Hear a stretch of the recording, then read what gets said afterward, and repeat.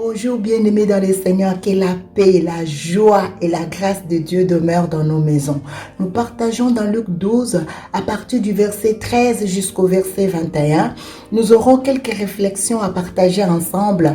Première réflexion, c'est cet homme qui va vers Jésus pour lui demander d'aller dire à son frère de partager l'héritage que leur papa avait laissé. Et Jésus va lui dire qu'il était ni juge ni arbitre en matière d'héritage. Quelle réponse?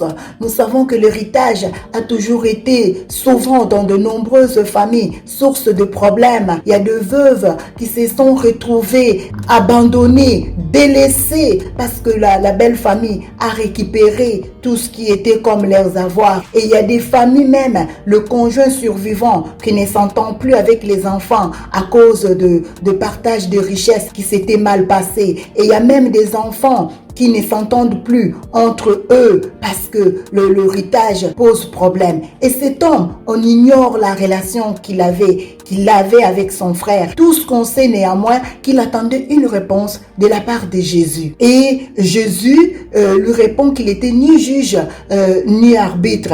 Et il va s'adresser à la foule. Il dit, gardez-vous du désir de posséder. Il dit sous toutes ses formes. Jésus voulait envoyer un message à cet homme qu'il y avait à faire un choix. Il y avait l'héritage plus important que ce que lui, il considérait sous les yeux humains.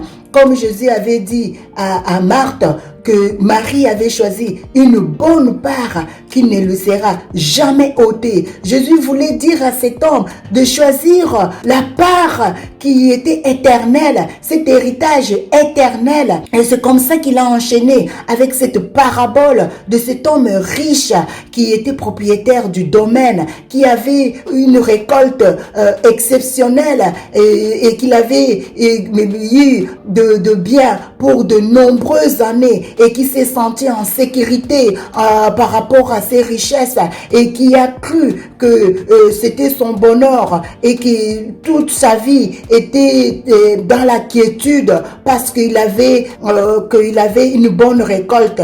Et Dieu nous dit dans cette parole, dans cette parabole, Jésus qualifie cet homme comme un fou. Il dit, mais Dieu lui dit, pauvre fou que tu es, cette nuit même, tu vas mourir. Et tout ce que tu as préparé pour toi, qui va en profiter?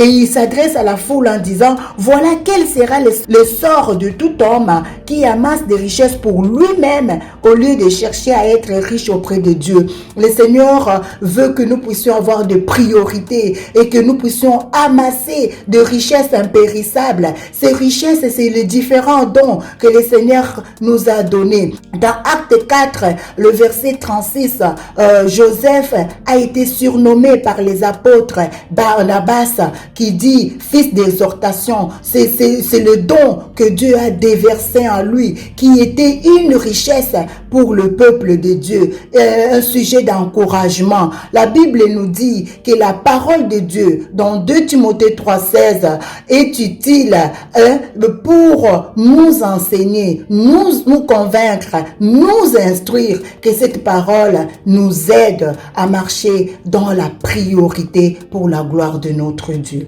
Que le Seigneur nous bénisse et je nous souhaite une bonne journée.